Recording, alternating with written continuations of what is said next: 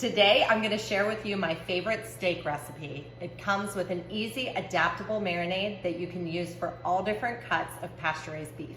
The best marinades contain equal parts oil and acid, and then herbs and spices. So today, we're gonna use our avocado oil. We've found in the kitchen that avocado oil creates the most buttery steaks. It's delicious. We also have balsamic vinegar today, and then various herbs and spices.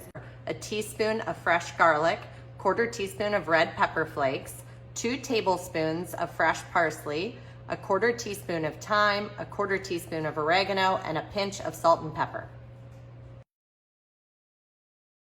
Now pour the marinade on the steak. So now you want to pop this in the fridge for up to 2 hours. I wouldn't go any longer than that because it can break down too much and make it mushy. So it's been about an hour and a half, and we're ready to cook it. Now heat your skillet. And just let it chill out for a couple minutes on this side, and then we're gonna flip. After a minute or two, and once you see some browning, then you go ahead and give it a flip. After another minute or two, then you can go ahead and take it off. Now you can cover it and let it rest for a few minutes. And now it's ready to slice and eat. You wanna try to cut it against the grain. Now you can finish with a little flaky sea salt. Delish.